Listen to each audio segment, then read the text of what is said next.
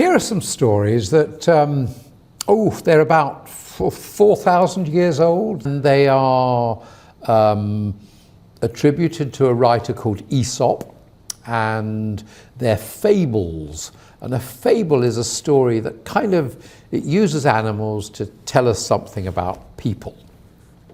And this is the story of the hare, which runs really fast, and the tortoise. And so here it is, the hare and the tortoise. Right, there was this hare called Harry Hare, right? Harry Hare just loved running. He loved running more than anything else in the world. I mean, every morning he woke up, he went for a run. Then he ran to work, and he ran around all day, and then he ran home. Everyone said he was the fastest hare around, maybe the fastest hare ever in history. Harry was sure of it. Yeah, I do a lot of training, I'm fast. And then there was Tommy Tortoise. Tommy Tortoise worked with Harry, and all day long he heard Harry boasting. "Oh, I'm so fast, I beat my own record again, I'm so good." Well, Tommy Tortoise didn't think that Harry was very special. And Harry always kept laughing at Tommy. Yeah, you just take your time, I'll just run on the spot while I'm waiting for you. And one morning, Harry was feeling really pleased with himself. And he ran to work in extra time. "I think I need special shoes," he said, "to slow me down, because I must be the fastest creature in the world. I think we now need to have a race. A race, come on, let's have a race. I want to prove it." Well, Harry couldn't believe it when Tommy Tortoise plodded over. "I'll race you, Harry," he said quietly. "What? Tommy Slowcoach? Are you serious? You wouldn't even get started." "I mean it," said Tom. "Let's have the race next Saturday at 10 o'clock. You choose where to race."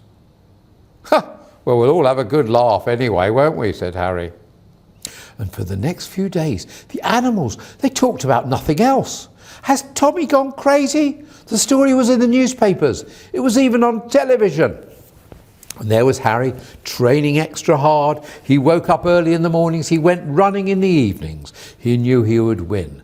But he wanted to win by miles and miles. So he chose a really long course for the race.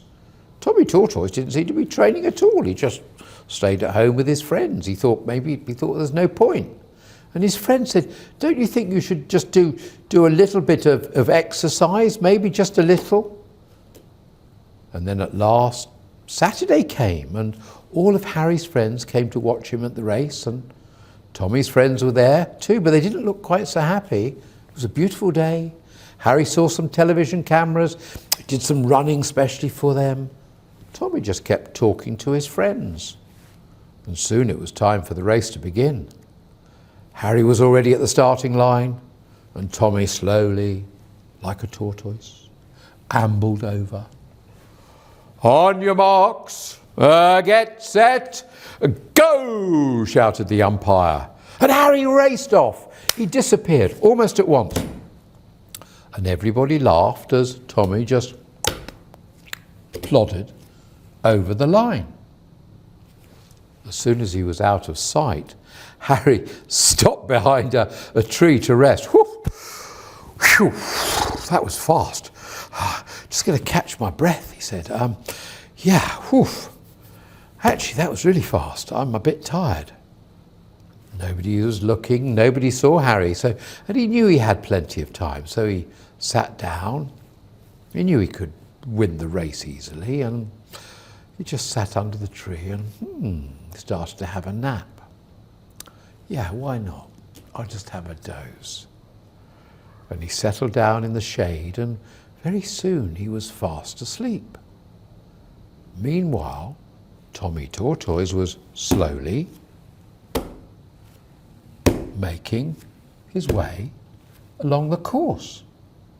Most of the animals went straight to the finish line. Only Tommy's friend stayed with him. Nobody saw Harry was fast asleep under the tree.